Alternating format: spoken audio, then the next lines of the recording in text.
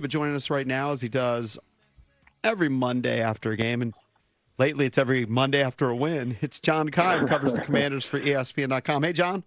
Hey, guys. How about that, huh? Hey, John. Speaking of wins, you tweeted this yesterday. The over-under on Washington's win total of the season was 6.5. They became the first team to hit the over this season. Pretty remarkable that they're hitting it in Week 9. I mean, it is, and, you know, it's easy to explain sometimes, and it's hard because the quarterback is really good, and it's such a different atmosphere out there. But we know what we've watched in recent years, and to think that it would be like this after 9 weeks, I think is you'd have to have a lot of blind faith to have thought it would be this good after 9 games. Just to start with something that we usually don't start with, let's hone in on the offensive line. I was really impressed by them, not only because they were playing the Giants, who had this reputation as this great pass rushing team, leading sack guy, Dexter Lawrence. As a team, they were the leading. Yes. Yeah. But in particular in the fourth quarter, when they needed big conversions, the pass to Eckler, the pass to Oz, I mean, I don't think there was anybody within 3 feet of Jaden Daniels. No, they've done a really good job. And I think, so this speaks to everything that they really didn't get last year. And first of all, I think Biotish is a good addition, and Allegretti is a good addition. And I think Brandon Coleman was a good draft pick. So you have to start there, but I also think that it's a combination of other factors. One, Daniels is a really good quarterback. That always helps. And then two, with Kingsbury, they chip the hell out of those defensive ends. Right. And whether it's a running back, a receiver, a tight end, they're constantly doing that. And it's not just going and giving a little love tap, right? It's a blow to the body, and that slows them down, and it puts the tackles in better position. That all helps. So I think it's such a combination of factors. And even in the run game is fun to watch because there's a lot of things that they'll do that creates confusion, hesitation, and better blocking angles. And so I think it's a well-coached group, and I think the group then takes it from there. JK, do you think, sticking with the offensive line, do you think that the line is starting to get so much hype that maybe they're one of the best units in the league now? Oh, I don't. I think the offense is one of the best in the league. And but the line's been really good, man. The line has been really good, yes. Yeah. And I think, it's just even like last year when they're giving up all these sacks, you couldn't put it all on the line because there's so much that goes into it.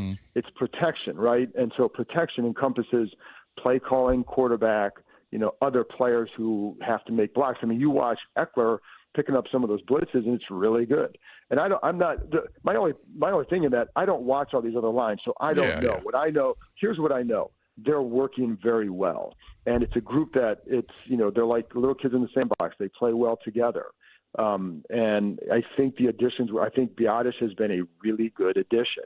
And Cosme's a really good right guard. And I think with Andrew Wiley, it's funny because I've had these talks with him.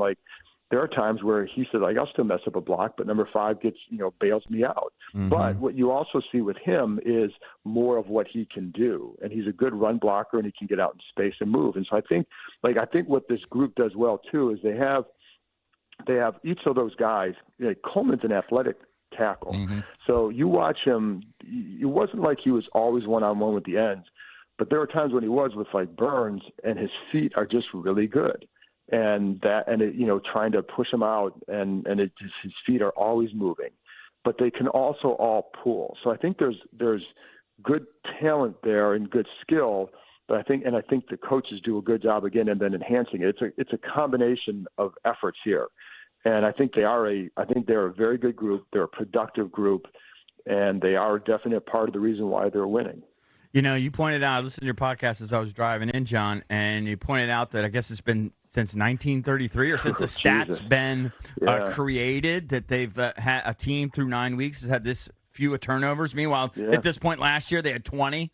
That's incredible. Yeah. I mean, yes. Yeah. They're both incredible that it's that big a difference, but the one is just unbelievable to think that it's that. But you go it's not, and I'll I can credit Jaden Daniels for some of that, right? Because interceptions are a big part, especially with the rookie quarterback, and he takes really good care of the ball. And there are some times, and I even talked about this on there, but there are definitely some times where there are plays where you say, could you have made that throw? Well, yeah, probably. But you're also avoiding, if you're not comfortable, don't, and protect the points. Or there was a play last week, if you remember the screen where he throws it, he just turfs it. And there's a defensive end there, probably could have dropped it over his head. We've seen quarterbacks try to do that, and we've seen him get in trouble because of it. So whether it's a tip or maybe it's a guy just grabs it, whatever, you don't get it over his head, whatever. He just turfs it, and you live to play another down. So just we've seen it other times where he's smart with the ball, but you also then have to credit the backs because they're not dropping it either. Mm-hmm. So it's remarkable how well they've been at protecting the ball, but the turnover, any coach will always tell you, like, the turnover differential is always one of the biggest keys to a season. And, they're doing well with it. And you see they caused a fumble yesterday, and Giants couldn't do anything.